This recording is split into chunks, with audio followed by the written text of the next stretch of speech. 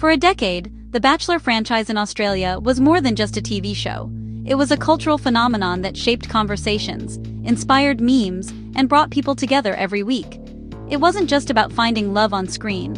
It was about the shared experience, the anticipation, and the drama that kept us all coming back for more. It sparked group chats, office debates, and gave us unforgettable heroes, villains, and catchphrases. The Bachelor became a social event, a reason to gather with friends or text furiously during every rose ceremony. From Tim Robards' first rose in 2013 to the final baffling season, we were hooked. Each year brought new faces, new romances, and new controversies that had the nation talking. But after years of dwindling ratings and failed attempts to revive the magic, Network 10 finally called it quits in 2023. The decision marked the end of an era, leaving fans nostalgic and critics reflective. The last season's 3 Bachelor experiment was a ratings disaster, the final nail in the sequin-covered coffin. Audiences were left confused, and the show's identity seemed lost. The party was over, the roses wilted, and the news sent shockwaves through pop culture. For many, it felt like the end of a weekly ritual. The formula that once felt fresh had become stale. Contestants seemed more interested in Instagram than love. The show's original charm faded as social media fame became the real prize. The show, once a ratings juggernaut, became a ghost of its former self. The excitement and unpredictability were replaced by predictability and fatigue. So, what went wrong? How did a national obsession fade so fast?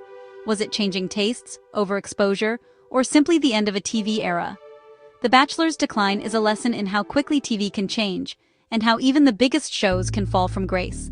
In the end, it reminds us that nothing on television lasts forever, no matter how bright it once shined.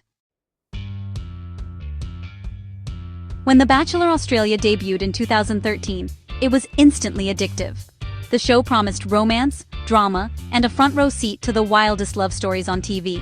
Viewers across the country tuned in, eager to see who would win the heart of The Bachelor, and who would be sent home in tears. The formula was simple: one man, many women, and a quest for the one. Each week, the tension built as roses were handed out and hearts were broken. Tim Robards and Anna Heinrich's fairy tale romance set the tone for the series, capturing the nation's imagination. Their love story gave hope to contestants and fans alike, and the show quickly became a national obsession. Spin-offs soon followed. The Bachelorette put women in charge, flipping the script and giving us a new kind of drama. Bachelor in Paradise took familiar faces and dropped them into a tropical whirlwind, turning chaos into comedy gold and giving second chances to fan favorites. For years, the franchise was a ratings powerhouse, with finales that stopped the nation. Families and friends gathered to watch the final rose, debating every twist and turn. We watched Blake Garvey's infamous switch, Nick Honeybadger Cummins choosing no one, and countless limo tears.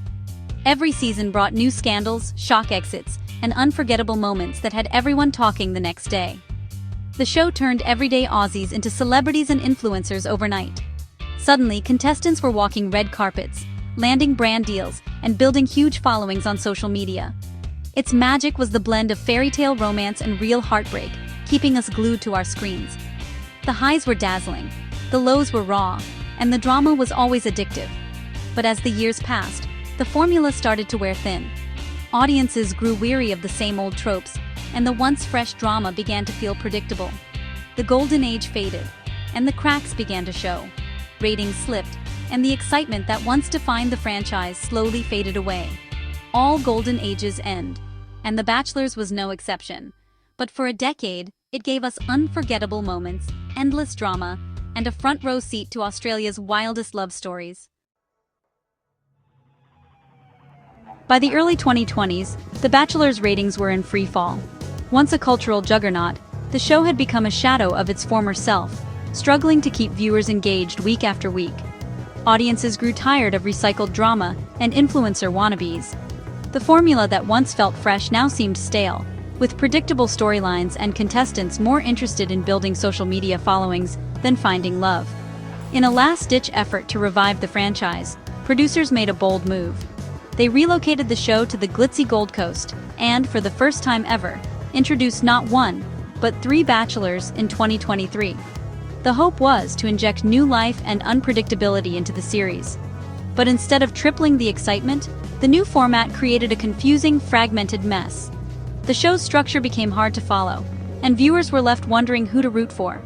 With 3 leads and dozens of contestants, viewers struggled to connect with any of the stories. The emotional investment that once defined the show was lost in the chaos. Jed McIntosh, one of the new bachelors, was seen by many as a self-promoter, more interested in boosting his own profile than in genuine romance. This perception further eroded the show's credibility. Meanwhile, the other 2 bachelors faded into the background, barely making an impression. The season's storylines felt rushed, shallow, and disconnected, leaving fans unsatisfied. Ratings plummeted to historic lows, and the finale, once a major TV event, passed by almost unnoticed. The sense of anticipation and excitement was gone.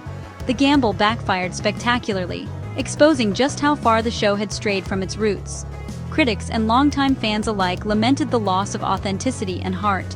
The audience's message was clear: this wasn't the show they loved. Social media buzzed with disappointment, and loyal viewers tuned out in droves. In the end, the desperate shakeup sealed the franchise's fate, marking the end of an era for The Bachelor in Australia.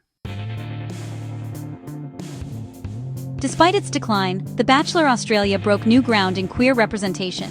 The 2021 Bachelorette, Brooke Blurton, was the franchise's first Indigenous and openly bisexual lead, with both men and women vying for her heart, a global first. The show treated queer love stories with the same respect as any other, offering powerful visibility. Earlier, Bachelor in Paradise and the romance of Meghan Markle and Tiffany Scanlon showed love could blossom in unexpected ways. These moments were authentic, unscripted, and culture-shifting. While they didn't save the ratings, they left a lasting legacy of inclusivity. The franchise's commitment to representation remains one of its most important contributions to Australian TV. Why did viewers finally walk away from the show? Audiences became savvier, seeing through the show's mechanics and the influencer pipeline behind it all. Early contestants felt relatable and genuine. Later ones seemed more interested in fame than love. The casting lost its charm, and the romance felt increasingly staged and artificial. The format grew repetitive. Same cocktail parties, same drama, every single season. Attempts to freshen things up, like the 3 Bachelor twist, only made things worse for viewers. Viewers craved authenticity, not just louder chaos or more drama. Competing dating shows felt more real and more diverse to audiences. Network 10's wresting of the franchise was a quiet admission of defeat for the network. In the end, audiences simply changed the channel and moved on. Just as the Bachelor era ended, a new chapter began. Channel 9 launched The Golden Bachelor Australia in 2025, focusing on seniors seeking love. Barry Bear Murden, a 61-year-old widower, became the nation's first golden lead. Genuine, heartfelt, and refreshingly real. The show's contestants were vibrant women with rich life stories, and the drama was replaced by authentic connection. Hosted by Samantha Armitage, the series felt like a return to the franchise's core values. Viewers embraced the show's sincerity and emotional depth. While the US version's fairy tale ending fizzled, Australians welcomed this new, grown-up take on romance. The Golden Bachelor proved the format wasn't dead. It just needed to evolve. Sometimes, love stories are even better the second time around. As 2026 dawns, Australian dating TV is in flux. The Bachelor's reign is over, but its impact is undeniable. It changed TV, sparked conversations, and pushed boundaries. Network 10 is developing new dating formats, hoping to recapture the magic with authenticity and substance. Viewers want real connections, not influencer drama. The Golden Bachelor's success shows there's still an appetite for romance, if it's genuine. The future may lie in diverse niche dating shows that reflect real life. The Bachelor's legacy is complex, massive success, slow decline, and crucial cultural impact. It taught us what we love and what we don't want in reality romance. The next chapter is unwritten, but one thing's certain: Australia's love affair with love on TV isn't over. The rose may have wilted, but the search for connection continues.